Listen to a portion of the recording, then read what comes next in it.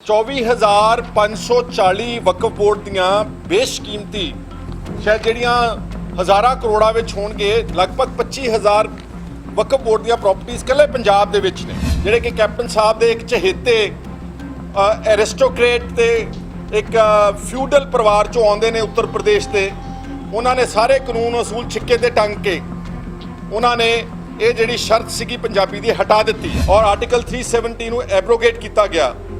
ਇਹ ਵੀ ਬਹੁਤ ਵੱਡਾ ਗਲਤ ਫੈਸਲਾ ਸੀ ਮੋਦੀ ਸਾਹਿਬ ਦੀ ਸਰਕਾਰ ਦਾ। ਇੱਕ ਬਹੁਤ ਬੇਸ਼ਕੀਮਤੀ ਪ੍ਰਾਪਰਟੀ ਨੂੰ ਕਮਰਸ਼ੀਅਲ ਲੀਜ਼ ਆਊਟ ਕੀਤਾ ਗਿਆ ਵਾ। ਮੈਂ ਉੱਥੇ ਵੀ ਜਾਣਾ ਉਸ ਤੇ ਫੋਕਸ ਕਰਨਾ ਵਾ ਔਰ ਮੈਂ ਭਲੱਥ ਵਾਲਿਆਂ ਨੂੰ ਕਹੂੰਗਾ ਕਿ ਹਸਪੀਟਲ ਦੇ ਨਾਲ ਜਿਹੜੀ ਜਗ੍ਹਾ ਉਹ ਪਿੰਡ ਵਾਸਤੇ ਆ, ਉਹ ਮਾਰਕੀਟਾਂ ਤੇ ਕਮਰਸ਼ੀਅਲ ਦੁਕਾਨਾਂ ਬਣਾਉਣ ਵਾਸਤੇ ਨਹੀਂ ਗੀ। ਦੋਸਤੋ, ਇਸ ਤੋਂ ਪਹਿਲਾਂ ਕਿ ਅਸੀਂ ਅੱਜ ਦੇ ਮੁੱਖ ਵਿਸ਼ੇ ਤੇ ਆਈਏ, ਮੈਂ ਪਹਿਲਾਂ ਜਿਹੜੇ ਸਾਡੇ ਜਵਾਨ ਦੇਸ਼ ਦੇ ਆਪਣੇ ਬਾਰਡਰਾਂ ਦੀ ਰਾਖੀ ਕਰਦੇ ਹੋਏ ਚੀਨ ਦੀ ਫੌਜ ਦੇ ਹੱਥੋਂ ਸ਼ਹੀਦ ਹੋਏ ਨੇ, ਉਹਨਾਂ ਸਾਰਿਆਂ ਨੂੰ ਅਸੀਂ ਆਪਣਾ ਸਲਾਮ ਕਰਦੇ ਹਾਂ, ਸਿਰ ਝੁਕਾਉਂਦੇ ਹਾਂ। ਬਹੁਤ ਇਹ ਬਹਾਦਰ ਲੋਕਾਂ ਦੇ ਕਰਕੇ ਅੱਜ ਸਾਡਾ ਦੇਸ਼ ਆਜ਼ਾਦ ਆ ਤੇ ਆਪਾਂ ਸਾਰੇ ਉਸ ਆਜ਼ਾਦੀ ਦਾ ਆਨੰਦ ਮਾਣ ਰਹੇ ਹਾਂ। ਇਸ ਦੇ ਨਾਲ ਜਿਹੜੇ 4 ਪੰਜਾਬ ਦੇ ਜਵਾਨ ਸ਼ਹੀਦ ਹੋਏ ਨੇ, ਉਹਨਾਂ ਦਾ ਬਹੁਤ ਵੱਡਾ ਨੁਕਸਾਨ ਹੈ ਪਰਿਵਾਰਾਂ ਨੂੰ, ਕੋਈ ਸ਼ੱਕ ਨਹੀਂਗਾ, ਕੋਈ ਸ਼ੁਬਾ ਨਹੀਂਗਾ ਔਰ ਬਹੁਤ ਵੱਡਾ ਘਾਟਾ ਵਾ। ਪਰ ਇੱਕ ਵਾਰ ਫਿਰ ਪੰਜਾਬ ਦੀ ਸਪਿਰਿਟ ਦਾ ਝੰਡਾ ਬਰਕਰਾਰ ਰੱਖਦੇ, ਸਾਡੀ ਕੌਮ ਦਾ ਮਾਣ ਸਤਿਕਾਰ ਰੱਖਦੇ, ਉਹਨਾਂ ਨੇ ਜਿਹੜੀ ਸ਼ਹਾਦਤ ਦਿੱਤੀ ਆ ਉਹ ਹਮੇਸ਼ਾ ਸਾਡੇ ਦਿਲਾਂ ਦੇ ਉੱਤੇ, ਸਾਡੇ ਪੰਜਾਬ ਦੇ ਆਵਾਮ ਦੇ ਮਨਾਂ ਵਿੱਚ ਰਹੇਗੀ। ਮੈਂ ਸਮਝਦਾ ਕਿ ਇਸ ਤੋਂ ਸਾਡੇ ਦੇਸ਼ ਤੇ ਰਾਜ ਕਰਨ ਵਾਲੇ ਕੇਂਦਰ ਸਰਕਾਰਾਂ ਨੂੰ ਸਮਝ ਲੈਣਾ ਚਾਹੀਦਾ ਕਿ ਤੁਸੀਂ ਲਗਾਤਾਰ ਪੰਜਾਬ ਨਾਲ ਵਿਤਕਰਾ ਤਾਂ ਕੀਤਾ ਵਾ 72 ਸਾਲ ਦੀ ਆਜ਼ਾਦੀ ਤੋਂ ਬਾਅਦ, ਪਰ ਜਦ ਵੀ ਕਿਤੇ ਲੋੜ ਪਈ ਆ ਸਭ ਤੋਂ ਪਹਿਲਾਂ ਪੰਜਾਬੀਆਂ ਨੇ ਸ਼ਹਾਦਤ ਦਿੱਤੀ ਆ। ਨਾ ਸਿਰਫ ਆਜ਼ਾਦੀ ਵੇਲੇ, ਨਾ ਸਿਰਫ ਪੰਜਾਬ ਦੇਸ਼ ਆਜ਼ਾਦ ਹੋਣ ਤੋਂ ਬਾਅਦ ਅਨਾਜ ਦੇ ਪੈਦਾਵਾਰ 'ਚ, ਬਾਰਡਰਾਂ ਦੀ ਰਾਖੀ ਵਿੱਚ, ਖੇਡਾਂ ਦੇ ਮੈਦਾਨ ਵਿੱਚ, ਹਰ ਗੱਲ ਵਿੱਚ।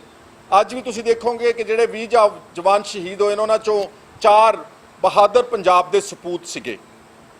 25% ਹੈ 2 ਪੈਸੇ, ਲੇਕਿਨ ਸ਼ਮੂਲੀਅਤ ਤੇ ਕੰਟਰੀਬਿਊਸ਼ਨ ਚੌਥਾ ਹਿੱਸਾ ਇਸ ਦੇਸ਼ ਦੇ ਵਿੱਚ ਪਾ ਰਹੇ ਨੇ। ਤਾਂ ਮੈਨੂੰ ਉਮੀਦ ਕਰਦਾ ਕਿ ਦਿੱਲੀ ਤੇ ਤਖਤ ਤੇ ਬੈਠੇ ਜਿਹੜੇ ਲੋਕ ਨੇ ਉਹ ਸਾਡੇ ਸੂਬੇ ਦੇ ਨਾਲ, ਸਾਡੇ ਲੋਕਾਂ ਦੇ ਨਾਲ ਬੇਇਨਸਾਫੀ ਤੇ ਵਿਤਕਰਾ ਨਹੀਂ ਕਰਨਗੇ। ਜਿਹੜਾ ਮੁਸਲਿਮ ਭਾਈਚਾਰਾ ਵਾ ਉਹ ਹੋਰ ਇੱਕ ਘੱਟ ਗਿਣਤੀ ਆ ਸਾਡੇ ਸੂਬੇ ਦੇ ਵਿੱਚ। ਅੱਜ ਮੇਰੇ ਨਾਲ ਵਿਰਾਜਮਾਨ ਨੇ ਨਿੰਨੀ ਖਾਨ ਜੀ, ਜਿਹੜੇ ਸਮਰਾਲੇ ਤੋਂ ਮੁਸਲਿਮ ਭਾਈਚਾਰੇ ਦੇ ਆਗੂ ਨੇ। ਮੇਰੇ ਆਪਣੇ ਛੋਟੇ ਵੀਰ ਰਾਜੂ ਖਾਨ ਜੀ ਮਲੇਰਕੋਟਲੇ ਤੋਂ। ਅੱਜ ਦਾ ਜਿਹੜਾ ਇੰਪੋਰਟੈਂਟ ਇਸ਼ੂ ਆ ਉਹ ਮੁਸਲਮਾਨ ਭਾਈਚਾਰੇ ਦੇ ਜਜ਼ਬਾਤਾਂ ਦੇ ਨਾਲ ਤੁਲਕ ਰੱਖਣ ਵਾਲਾ ਇਸ਼ੂ ਆ। ਤੁਸੀਂ ਸਾਰੇ ਜਾਣਦੇ ਹੋ ਕਿ ਵਕਫ ਬੋਰਡ ਇਸ ਦੇਸ਼ ਦੇ ਆਜ਼ਾਦ ਹੋਣ ਵੇਲੇ ਜਦੋਂ ਇੱਥੋਂ ਦੀ ਮੁਸਲਿਮ ਭਾਈਚਾਰਾ ਪਾਕਿਸਤਾਨ ਗਿਆ ਜਾਂ ਜਿਹੜੇ ਇੱਥੇ ਵੀ ਰਹਿ ਗਏ, ਜਿਹੜੇ ਜਿਨ੍ਹਾਂ ਤੇ ਈਸ਼ਵਰ ਤੇ ਅੱਲਾ ਦੀ ਕਿਰਪਾ ਸੀਗੀ, ਉਹਨਾਂ ਨੇ ਆਪਣੇ ਨਿੱਜੀ ਜਾਇਦਾਦਾਂ 'ਚੋਂ ਬਹੁਤ ਵੱਡੇ ਰਕਬੇ ਦੇ ਕੇ ਉਹ ਸਾਰੀ ਪ੍ਰਾਪਰਟੀ ਸੀ ਵਕਫ ਬੋਰਡ ਨੂੰ ਦਾਨ ਕਰ ਦਿੱਤੀਆਂ, ਵਕਫ ਬੋਰਡ ਦੇ ਨਾਮ ਤੇ ਟ੍ਰਾਂਸਫਰ ਕਰਤੀਆਂ, ਤਾਂ ਕਿ ਆਉਣ ਵਾਲੇ ਸਮੇਂ 'ਚ ਇਹ ਵਕਫ ਬੋਰਡ ਜਿਹੜਾ ਵਾ ਉਹਨਾਂ ਦੇ ਧਾਰਮਿਕ ਸਥਾਨਾਂ ਦੀ ਔਰ ਮੁਸਲਿਮ ਭਾਈਚਾਰੇ ਦੇ ਜਿਹੜੇ ਉਹਨਾਂ ਦੇ ਇੰਪੋਰਟੈਂਟ ਦਿਹਾੜੇ ਨੇ, ਉਹਨਾਂ ਸਾਰਿਆਂ ਦੇ ਵਿੱਚ ਵਕਫ ਬੋਰਡ ਉਹਨਾਂ ਦੀ ਰਾਖੀ ਕਰੇਗਾ, ਉਹਨਾਂ ਦੀ ਬਿਹਤਰੀ ਕਰੇਗਾ। ਇਹਨਾਂ ਦੇ ਭਵਿੱਖ ਵਾਸਤੇ ਵਕਫ ਬੋਰਡ ਜਿਹੜਾ ਹੈ ਉਹ ਯੋਗਦਾਨ ਪਾਵੇਗਾ। ਮੇਰਾ ਖਿਆਲ ਕਰੋੜਸ ਨਹੀਂ 24,540 ਵਕਫ ਬੋਰਡ ਦੀਆਂ ਬੇਸ਼ਕੀਮਤੀ ਸ਼ਾਇਦ ਜਿਹੜੀਆਂ ਹਜ਼ਾਰਾਂ ਕਰੋੜਾਂ ਵਿੱਚ ਹੋਣਗੇ, ਲਗਭਗ 25,000 ਵਕਫ ਬੋਰਡ ਦੀਆਂ ਪ੍ਰਾਪਰਟੀਆਂ ਕੱਲੇ ਪੰਜਾਬ ਦੇ ਵਿੱਚ ਨੇ।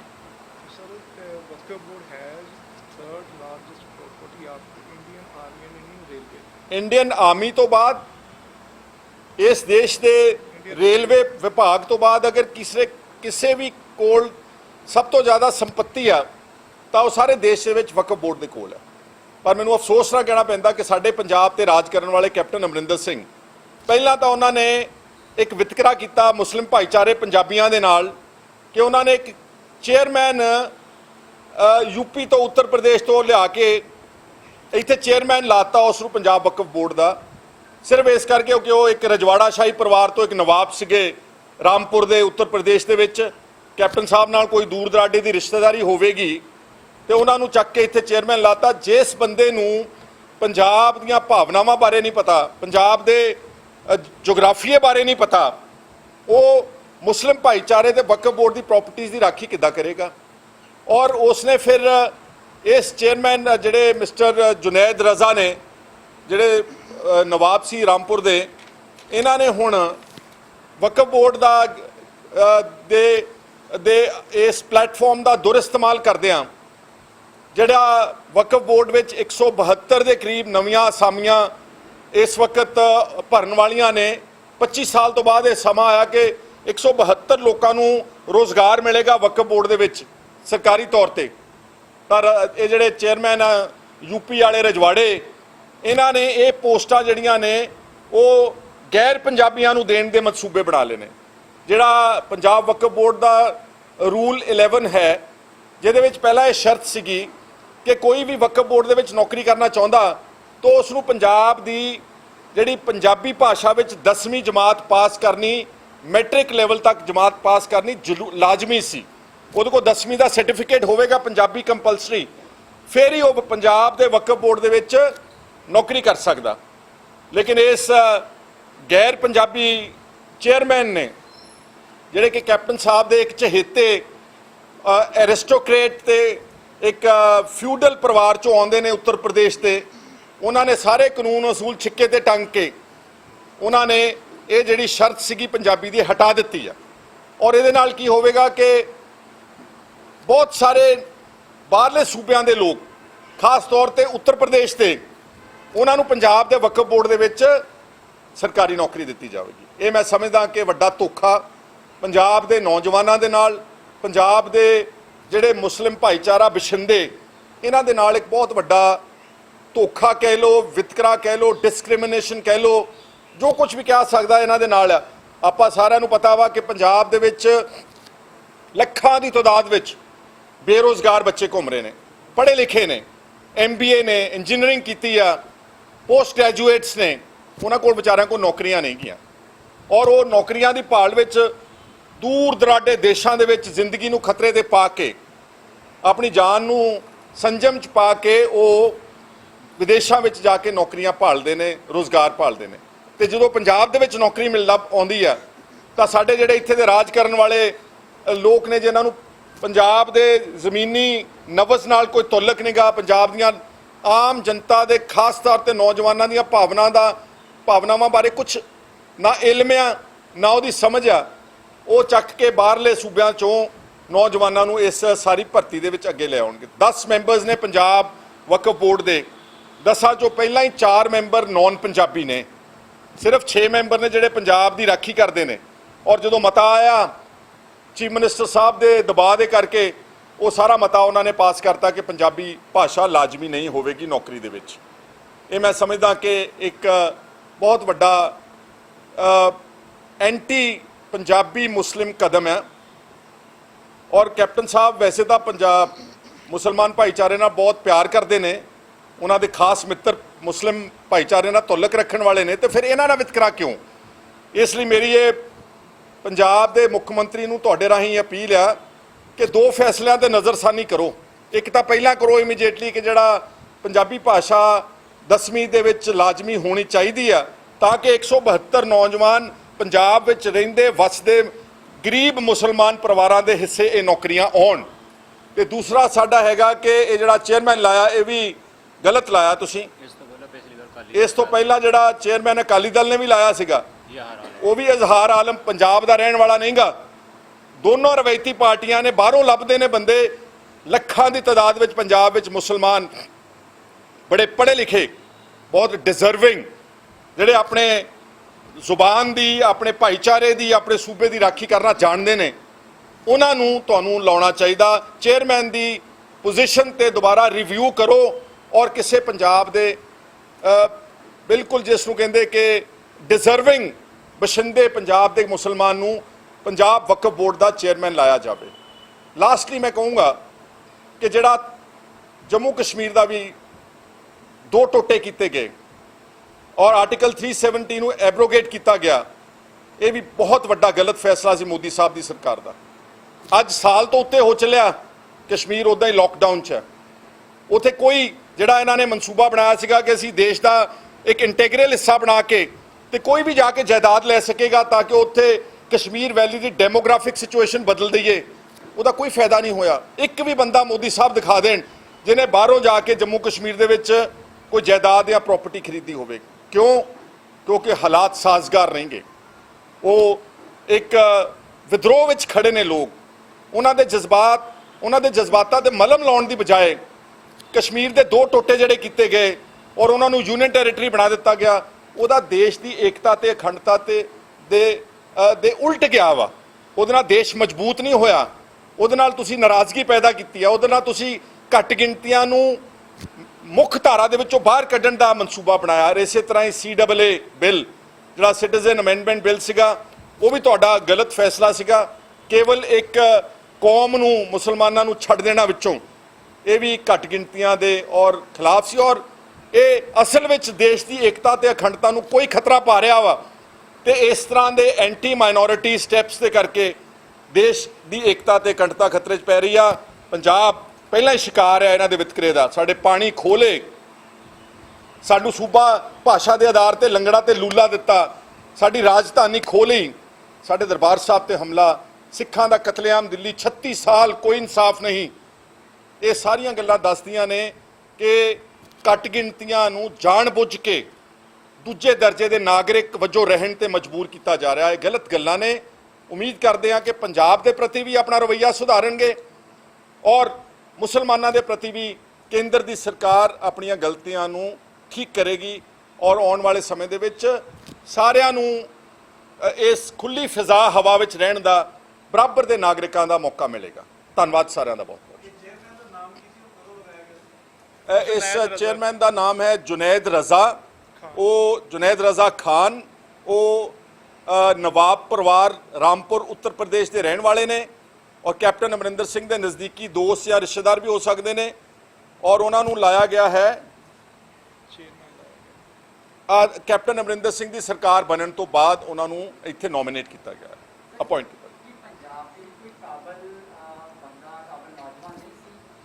ਇੱਥੋਂ ਤਾਂ ਇਹੀ ਨਜ਼ਰ ਆਉਂਦਾ ਕਿ ਕੈਪਟਨ ਸਾਹਿਬ ਕਿਉਂਕਿ ਆਪ ਰਜਵਾੜੇ ਨੇ, ਐਰਿਸਟੋਕ੍ਰੇਟ ਨੇ, ਉਹਨਾਂ ਦੀ ਨਿਗਾਹ ਜਦੋਂ ਜਾਂਦੀ ਹੈ ਉਹ ਸਿਰਫ ਰਜਵਾੜਿਆਂ ਤੇ ਹੀ ਜਾਂਦੀ ਹੈ। ਉਹਨਾਂ ਦੀ ਆਮ ਗਰੀਬ ਹੋਣਹਾਰ ਪੜ੍ਹੇ ਲਿਖੇ ਜਿਹੜੇ ਆਪਣੇ ਵਕਫ ਬੋਰਡ ਦੀ ਪ੍ਰਾਪਰਟੀਜ਼ ਨੂੰ ਪ੍ਰੋਟੈਕਟ ਕਰ ਸਕਦੇ ਨੇ। ਮਾਫ ਕਰਨਾ, ਮੈਨੂੰ ਚੰਗਾ ਨਹੀਂ ਲੱਗਦਾ। ਸਾਡੇ ਕਪੂਰਥਲੇ ਜ਼ਿਲ੍ਹੇ ਵਿੱਚ ਹੁਣੇ ਹੀ ਭੁਲੱਥ ਦੇ ਵਿੱਚ ਇੱਕ ਬਹੁਤ ਬੇਸ਼ਕੀਮਤੀ ਪ੍ਰਾਪਰਟੀ ਨੂੰ ਕਮਰਸ਼ੀਅਲ ਲੀਜ਼ ਆਊਟ ਕੀਤਾ ਗਿਆ ਵਾ। ਮੈਂ ਉੱਥੇ ਵੀ ਜਾਣਾ, ਉਸ 'ਤੇ ਵੀ ਫੋਕਸ ਕਰਨਾ ਵਾ ਔਰ ਮੈਂ ਭੁਲੱਥ ਵਾਲਿਆਂ ਨੂੰ ਕਹੂੰਗਾ ਕਿ ਹਸਪੀਟਲ ਦੇ ਨਾਲ ਜਿਹੜੀ ਜਗ੍ਹਾ ਉਹ ਪਿੰਡ ਵਾਸਤੇ ਆ, ਉਹ ਮਾਰਕੀਟਾਂ ਤੇ ਕਮਰਸ਼ੀਅਲ ਦੁਕਾਨਾਂ ਬਣਾਉਣ ਵਾਸਤੇ ਨਹੀਂ ਗੀ। ਇਹ ਇੱਕ ਉਦਾਹਰਨ ਦੇ ਰਿਹਾ। ਇਹਨਾਂ ਦੀਆਂ ਕਰੋੜਾਂ ਰੁਪਏ ਦੀਆਂ ਪ੍ਰਾਪਰਟੀਜ਼ ਵਕਫ ਬੋਰਡ ਦੀਆਂ, ਜਿਹੜਾ ਲੈਂਡ ਮਾਫੀਆ ਉੱਥੇ ਵਕਫ ਬੋਰਡ ਦੇ ਮੁਲਾਜ਼ਮਾਂ ਨਾਲ ਰਲ ਕੇ ਉਹਨਾਂ ਨੂੰ ਲੰਬੇ ਪੱਟੇ ਤੇ 99 ਸਾਲ ਦੇ ਪੱਟੇ ਤੇ ਲੈ ਕੇ ਔਰ ਕਮਰਸ਼ੀਅਲੀ ਉਸ ਨੂੰ ਲੀਜ਼ ਆਊਟ ਕਰਦੇ ਕਰੋੜਾਂ ਰੁਪਏ ਕਮਾਉਂਦੇ ਨੇ। ਮੁੜ ਕੇ ਉਸ ਵਕਫ ਬੋਰਡ ਨੂੰ ਐਵੇਂ ਕੌਡੀਆਂ ਦੇ ਭਾਅ ਲੀਜ਼ ਦਾ ਪੈਸਾ ਦਿੰਦੇ ਨੇ, ਕਈ ਤਾਂ ਦਿੰਦੇ ਹੀ ਨਹੀਂ ਗੇ, ਉਹ ਵੀ ਡਿਫਾਲਟ ਕਰ ਦਿੰਦੇ ਨੇ। ਇਹ ਸਾਰੀ ਠੱਗੀ ਠੋਰੀ ਤਾਈਓ ਹੁੰਦੀ ਆ ਕਿਉਂਕਿ ਕੋਈ ਕਾਬਿਲ ਇਨਸਾਨ ਵਕਫ ਬੋਰਡ ਤੇ ਬੈਠਾ ਹੀ ਨਹੀਂਗਾ।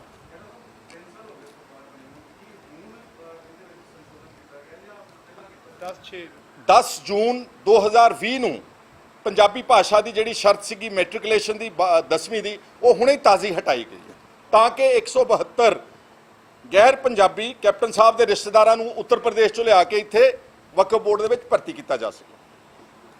ਠੀਕ ਹੈ।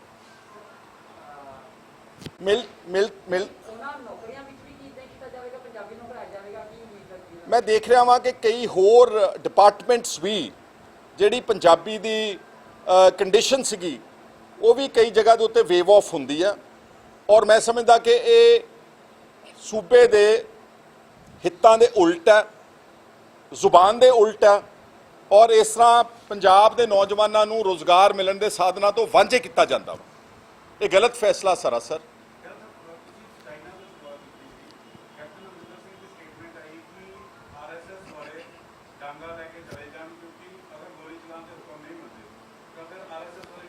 ਦੇਖੋ, ਕੈਪਟਨ ਅਮਰਿੰਦਰ ਸਿੰਘ ਇੱਕ ਸੁਲਝੇ ਹੋਏ ਸਿਆਸਤਦਾਨ ਨੇ। ਇਹ ਬਚਕਾਨਾ ਜਿਹਾ ਸਟੇਟਮੈਂਟ ਆ।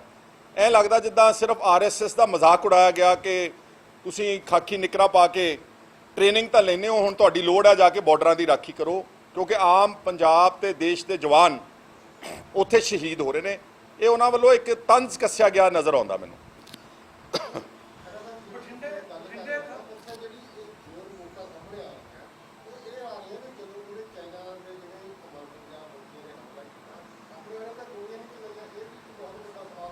देखो कई बार इस तरह होंदा कि आर्मी बहुत कमांड की पाबंद है, हो सकता उन्होंने जिहड़े उस वक्त गोली चलाउण दे ऑर्डर्स हैं कि नहीं हैं, ये साडा विशा नहीं गा। ये तो डिफेंस मिनिस्टर या जिहड़े आर्मी के कमांडर्स आ उही इहदे बारे सही जानकारी दे सकते।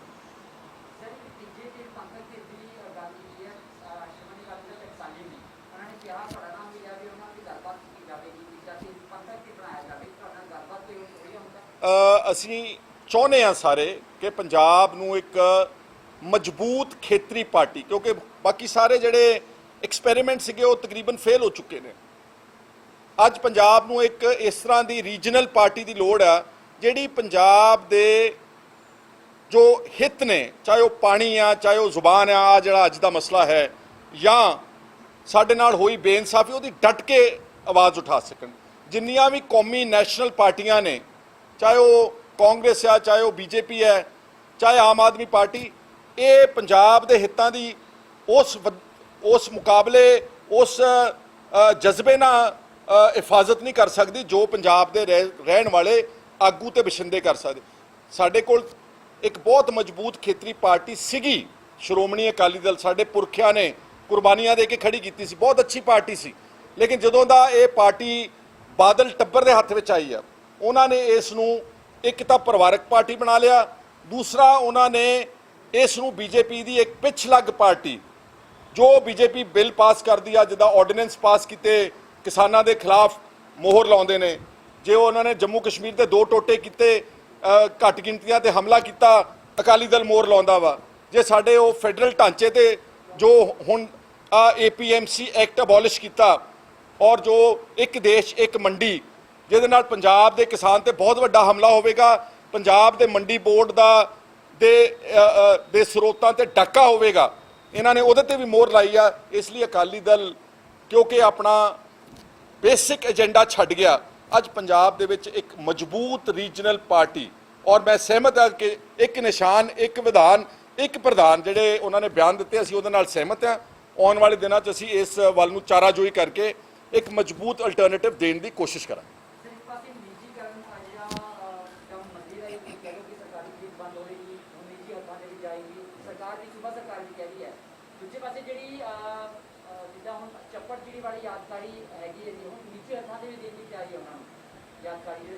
देखो ये सारा प्राइवेटाइजेशन जिहड़ी हो रही है पंजाब की सरकार वालों, ये बेसिकली फिर घूम के गल उही आउंदी आ कि व्यापार चला रहे पंजाब की सरकार की बजाय। हर थां ते माफिया, रेत माफिया, तुहाडा शराब माफिया, जिस ढंग दे नाल पिछले 11 महीनों 2000 करोड़ की लुੱਟ हुई आ, होई इस तो ज़्यादा वा, पर जिहड़ी सरकार खुद मंनदी आ, ये सारा दर्शाउंदा वा कि पंजाब की सरकार पंजाब के आवाम के एजेंडे के बजाय अपने वपारां नूं, पैसे कमाउण नूं, तंग ते दौलत इकट्ठा करने नूं तरजीह देदी। ये जिहड़ा चप्पर चिड़ी वर्गे मैमोरीअल्स ने, इन्हां नूं प्राइवेटाइज करना सरासर गलत आ, और इसनूं एक ये साडे यादगारी चिन्ह ने, इन्हां नूं बरकरार सरकार नूं मेनटेन करके रखना चाहिए।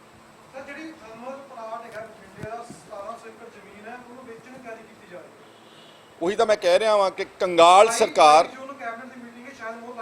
शायद नहीं पक्की लाउणगे, और ਉਹਦੇ ਵਿੱਚ कॉलोनी ਵਿੱਚ ਇਹਨਾਂ ਦੇ ਪਲਾਟ ਹੋਣਗੇ। ਜਦੋਂ ਉਸ ਨੂੰ ਡਿਵੈਲਪ ਕਰਨਗੇ, ਉਹਨੂੰ ਅਰਬਨ ਸਟੇਟਾਂ ਬਣਾਉਣਗੇ, ਉਹਨੂੰ ਕੰਕਰੀਟ ਜੰਗਲ ਬਣਾਉਣਗੇ, ਉਹਨਾਂ ਸਾਰੇ ਜੰਗਲਾਂ ਦੇ ਵਿੱਚ ਇਹਨਾਂ ਤਾਕਤਵਰ ਪੋਲੀਟੀਕਲ ਪਾਰਟੀਆਂ ਦੇ ਪਹਿਲਾਂ ਹੀ ਹਿੱਸੇ ਹੁੰਦੇ ਨੇ। ਤਾਂ ਹੀ ਮੈਂ ਕਹਿਣਾ ਕਿ ਸਰਕਾਰ ਨੂੰ ਥਰਮਲ ਪਾਵਰ ਪਲਾਂਟ ਨਾਲ ਕੋਈ ਪਿਆਰ ਨਹੀਂ। ਗੁਰੂ ਨਾਨਕ ਸਾਹਿਬ ਦੇ ਨਾਮ ਤੇ ਸੀਗਾ, ਸਭ ਤੋਂ ਪਹਿਲਾਂ ਰੋਸ਼ਨੀ ਦਿੱਤੀ ਉਸਨੇ।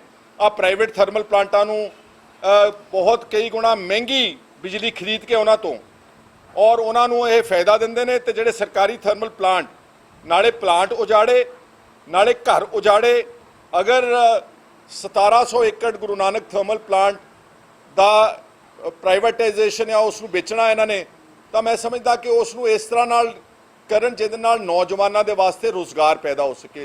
Bathinda can be developed like a big information technology hub, ਔਰ ਉੱਥੇ ਉਸ 에ਅਰਪੋਰਟ ਨੂੰ ਹੋਰ ਮਜ਼ਬੂਤ ਕਰਨ, IT ਸਿਟੀ ਬਣਾਉਣ, ਤਾਂ ਕਿ ਸਾਡਾ ਬਠਿੰਡਾ ਜਿਹੜਾ ਨੌਜਵਾਨ ਆ ਉਹ ਗੁੜਗਾਉਂ, ਫਰੀਦਾਬਾਦ, ਬੈਂਗਲੌਰ ਤੇ ਚੇਨਈ ਦੇ ਨਾਲ ਮੁਕਾਬਲਾ ਕਰ ਸਕੇ। ਫਿਰ ਤਾਂ ਉਹਦਾ ਕੋਈ ਤੱਥ ਹੋਵੇਗਾ। ਤੇ ਜੇ ਉੱਥੇ ਕਲੋਨੀਆਂ ਕੱਟਣੀਆਂ ਤੇ ਬਿਲਡਿੰਗਾਂ ਬਣਾਉਣੀਆਂ, ਉਹ ਸਮਝ ਲਓ ਕਿ ਲੈਂਡ ਮਾਫੀਆ ਦਾ ਕੰਮ ਚੱਲੇਗਾ।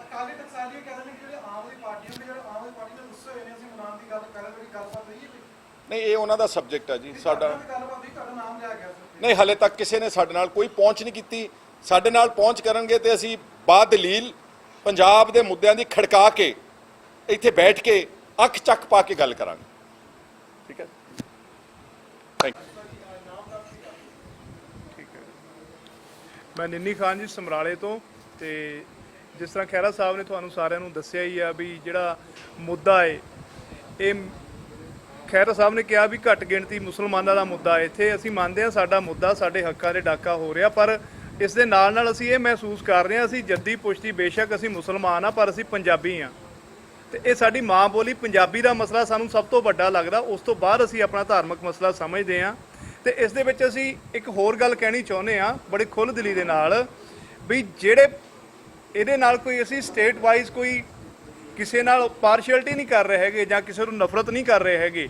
ਜਿਹੜੇ ਪੰਜਾਬ ਦੇ ਵਿੱਚ ਪਿਛਲੇ 30 ਸਾਲ ਤੋਂ 20 ਸਾਲ ਤੋਂ ਰਹਿ ਰਹੇ ਬਾਸ਼ਿੰਦੇ ਨੇ, ਆਊਟ ਆਫ ਸਟੇਟ ਪ੍ਰਵਾਸੀ ਆਪਾਂ ਜਿਨ੍ਹਾਂ ਨੂੰ ਕਹਿ ਸਕਦੇ ਹਾਂ, ਮੁਸਲਿਮ ਭਾਈਚਾਰੇ ਦੇ ਲੋਕ ਨੇ ਜਿਹੜੇ ਇੱਥੇ ਰਹਿੰਦੇ ਨੇ, ਉਹਨਾਂ ਦੇ ਬੱਚੇ ਪੰਜਾਬੀ ਪੜ੍ਹਦੇ ਆ, ਉਹਨਾਂ ਦਾ ਮੋਸਟ ਵੈਲਕਮ ਆ। ਕਿਉਂ? ਸਾਡੇ ਪੰਜਾਬੀ ਨੇ, ਉਹਨਾਂ ਦੀ ਜ਼ੁਬਾਨ ਪੰਜਾਬੀ ਆ। ਇਹ ਜ਼ੁਬਾਨ ਦੀ ਗੱਲ ਹੋ ਰਹੀ ਆ। ਤੇ ਪਰ ਮੈਂ ਉਹਨਾਂ ਮੈਂਬਰਾਂ ਤੋਂ ਵੀ ਇਹ ਗੱਲ ਪੁੱਛਣਾ ਚਾਹੁੰਦਾ ਤੁਹਾਡੇ ਸਾਰਿਆਂ ਦੇ ਮਾਧਿਅਮ ਰਾਹੀਂ, ਬਈ ਜਿਹੜੇ ਬੰਦੇ ਕਹਿੰਦੇ ਆ ਵੀ ਅਸੀਂ 20-20 ਸਾਲ ਦੇ ਇੱਥੇ ਰਹਿੰਦੇ ਆ, ਬੇਸ਼ੱਕ ਯੂਪੀ ਤੇ ਆਏ ਆ, ਤਾਂ ਅਸੀਂ ਪੰਜਾਬੀ ਕਿਉਂ ਨਹੀਂ? ਅਸੀਂ ਮੰਨ ਲੈਂਦੇ ਆ ਤੁਸੀਂ ਪੰਜਾਬੀ ਹੋ, ਫਿਰ ਤੁਸੀਂ ਪੰਜਾਬੀ ਬੋਲੀ ਦੇ ਵਿਰੋਧ ਦੇ ਵਿੱਚ ਕਿਉਂ ਮਤਾ ਲੈ ਕੇ ਆਏ? ਬਈ ਤੁਸੀਂ ਕਿਉਂ ਪੰਜਾਬੀ ਮਾਂ ਬੋਲੀ ਦਾ ਵਿਰੋਧ ਕੀਤਾ ਜੇ ਤੁਸੀਂ ਆਪਣੇ ਆਪ ਨੂੰ ਪੰਜਾਬੀ ਮੰਨਦੇ ਹੋ? ਕਿਉਂ? ਉਹਨਾਂ ਦੇ ਮਨਸੂਬੇ ਸਾਫ਼ ਨੇ ਭਾਜੀ। ਬਈ ਉਹ ਜਿਹੜੇ 4 ਮੈਂਬਰ ਨੇ ਵਿਦ ਚੇਅਰਮੈਨ, ਉਹ ਆਪਣੇ ਰਿਸ਼ਤੇਦਾਰਾਂ ਨੂੰ ਬਿਹਾਰ ਯੂਪੀ ਵਾਲਿਆਂ ਨੂੰ ਆਲਰੇਡੀ ਸੈੱਟ ਕਰੀ ਬੈਠੇ ਆ ਇਹਨਾਂ ਜੌਬਸ ਦੇ ਲਈ। ਤੇ ਜਿਹੜੇ ਸਾਡੇ ਪੰਜਾਬ 'ਚ ਰਹਿੰਦੇ ਨੇ, ਭਾਵੇਂ ਉਹ ਇੱਥੋਂ ਦੇ ਬੇਸਿਕ ਲੋਕਲ ਬਸ਼ਿੰਦੇ ਨੇ ਜੱਦੀ ਪੁਸ਼ਤੀ, ਤੇ ਭਾਵੇਂ ਮਾਈਗ੍ਰੈਂਟ ਆ ਕੇ ਇੱਥੋਂ ਦੇ ਪੰਜਾਬੀ ਬਣੇ ਨੇ, ਉਹ ਸਾਰਿਆਂ ਦੇ ਹੱਕਾਂ ਦੇ ਉੱਪਰ ਡਾਕਾ ਏ।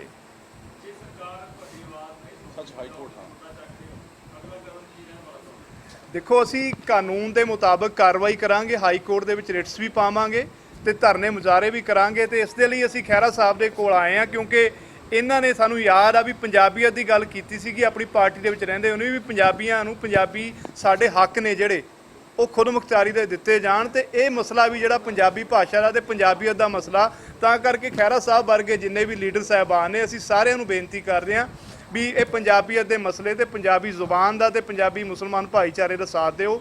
ਅਸੀਂ ਇਕਜੁੱਟ ਹੋ ਕੇ ਇਸ ਦੇ ਵਿਰੁੱਧ ਸੰਘਰਸ਼ ਕਰਾਂਗੇ, ਭਾਵੇਂ ਕੁਝ ਵੀ ਕਰਨਾ ਪੈ ਜਾਵੇ। ਸਾਡਾ ਹਰ ਇੱਕ ਪ੍ਰੋਗਰਾਮ ਦੇਖਣ ਤੇ ਸਾਡੇ ਨਾਲ ਜੁੜਨ ਲਈ ਸਬਸਕ੍ਰਾਈਬ ਕਰੋ ਚੈਨਲ ਪੰਜਾਬੀ ਤੇ ਨੋਟੀਫਿਕੇਸ਼ਨ ਲਈ ਬੈਲ ਆਈਕਨ ਵਾਲੇ ਬਟਨ ਤੇ ਕਲਿੱਕ ਕਰੋ।